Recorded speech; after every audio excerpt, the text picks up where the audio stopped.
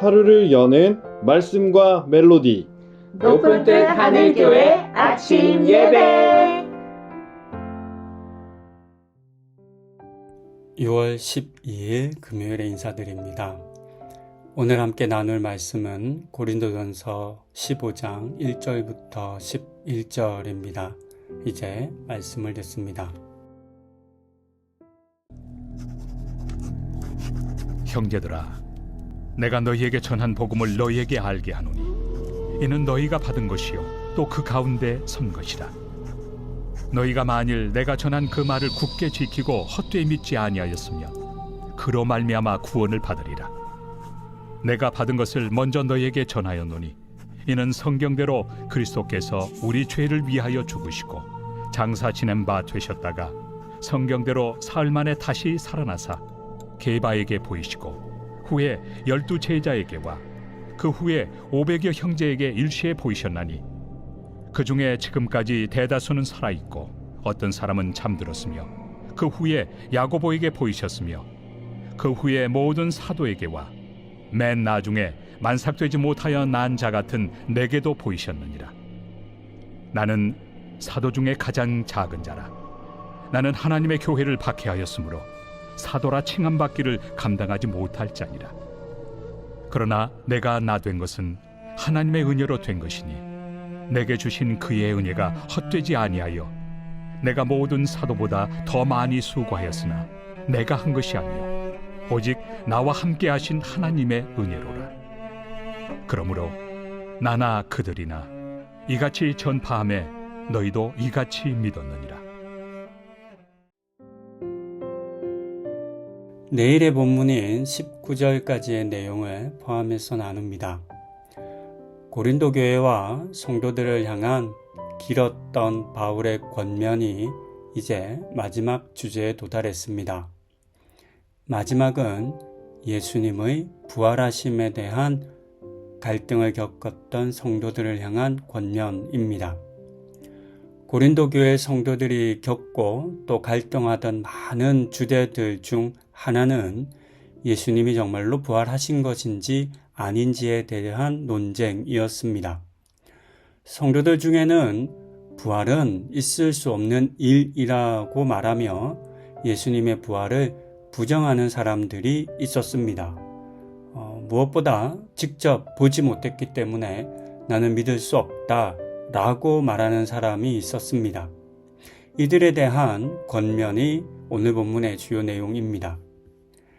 대부분의 편지는 가장 중요한 것을 마지막에 기록하는 것 같습니다. 그렇게 하는 이유는 앞에 긴 편지 앞에 놓으면 뒤를 읽다가 다 까먹기 때문이겠죠. 편지를 읽는다고 해서 모든 것을 다 기억하는 것은 아닙니다. 자기가 관심을 가지거나 또는 자신이 관여된 내용을 기억할 것이고 혹시 조금 더 기억한다면 가장 마지막 내용을 기억할 것이라 생각됩니다. 어쩌면 바울도 이런 의도로 마지막 부분에서 예수님의 부활에 대한 주제를 넣지 않았나 싶습니다.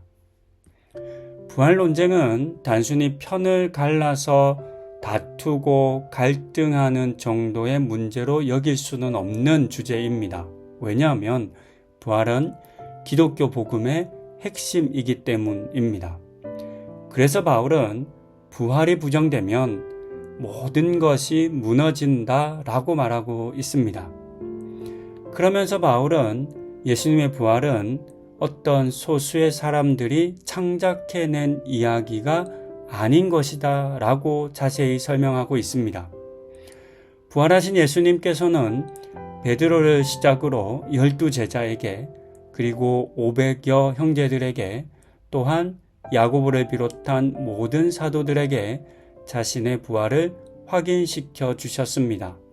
베드로나 몇몇 사람만 예수님의 부활을 보고 확인한 것이 아니었습니다. 이후 예수님을 기다리고 따랐던 소위 제자라고 말해지는 그 모든 사람들에게 최대한 예수님은 자기 자신을 잘 드러내어 보여주셨습니다. 이 같은 사람들이 모두가 거짓을 말할 수는 없습니다. 그런 점에서 그렇게나 많은 사람들에 의해서 예수의 부활은 확인되었다라고 바울은 말하고 있습니다. 그리고 바울은 예수님께서는 자신에게도 부활을 드러내어 보여주셨다라고 말하고 있습니다. 어떤 사람들은 바울은 부활하신 주님을 직접 만난 적이 없다라고 하는 사실을 말하며 그래서 바울은 사도의 정체성도 없고 부활을 경험하지도 못했다라고 말합니다. 그런데 이 같은 지적은 한편으로는 맞고 또 한편으로는 틀립니다. 먼저 다른 제자들이 예수님을 직접 만나고 손과 옆구리에 못자국을 만지고 함께 밥을 먹은 것과 같은 만남은 바울에게는 없었습니다. 그렇게 보면 바울은 부활하신 주님을 만나지 못한 것입니다. 심지어 그때 바울은 바리새인으로서 예수님을 부정하던 사람이었습니다. 하지만 바울은 다메섹으로 가는 길 위에서 부활하신 주님의 음성을 듣고 또 주님을 만났습니다. 바울은 이 만남 또한 확실한 증거라고 말하고 있습니다. 이 부분이 중요합니다. 왜냐하면 앞서 기록된 직접적으로 부활하신 예수님을 만난 사람들을 제외한 모든 사람들이 이와 같은 방식, 즉 바울과 같이 예수님을 만났기 때문입니다. 현대를 살아가는 우리도 육체로는 주님을 만나지 못했습니다. 우리들 중에 직접 예수님을 육체로서 만나고 본 사람은 아무도 없습니다. 그렇다면 우리는 부활의 증인이 될 수 없는 것일까요? 그렇지 않습니다. 왜냐하면 우리도 모두 바울처럼 부활의 주님을 만났기 때문입니다.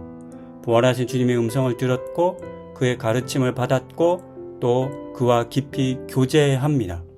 이것도 부활하신 주님을 만난 것이 된다라고 바울은 말하고 있는 것입니다. 육체의 부활이 없다고 생각하고 주장하는 사람들은 그 판단의 기준이 사람에게 있었습니다. 사람은 당연히 스스로 죽었다가 다시 살아날 수 없습니다. 부활할 수 없습니다. 하지만 우리는 예수님께서 이 땅에 오신 하나님이신 것을 믿고 고백합니다. 그렇기에 주님의 부활하심은 사람의 육체의 기준으로 판단해서는 안 될 것입니다. 우리에게 전해진 부활의 소식, 수많은 사람들의 증언, 그리고 우리 각 사람의 주님을 만난 그 경험들을 통해서 우리는 부활을 확인하고 또 부활을 믿어야만 합니다.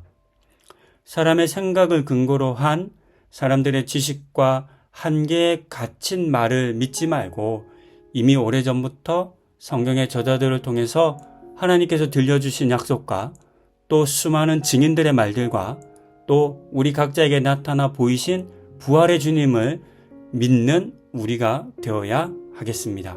그렇게 부활하신 주님을 믿고 그 부활하신 주님을 전하는 부활의 증인으로 살아가는 우리가 되기를 소망합니다. 기도하시겠습니다. 우리는 육체로 주님을 만나지는 못했습니다. 그러나 그렇다고 해서 우리가 부활하신 주님을 만나지 못한 것은 아닙니다. 이 사실을 오늘의 본문에서 바울이 들려주고 있습니다. 그리고 이 같은 부활의 주님을 만난 것을 확신하고 붙들라 권면하고 있습니다. 부활을 의심하는 우리의 마음이 있겠지만 사람의 육체의 부활에 대한 사람의 한계와 기준에 갇히지 않게 하여 주시고 하나님이신 주님의 부활을 믿고 고백하고 또 전하는 모든 우리 성도님들 되는 은혜 허락하여 주시옵소서. 이 모든 말씀 우리 주 예수 그리스도의 이름으로 기도드립니다. 아멘.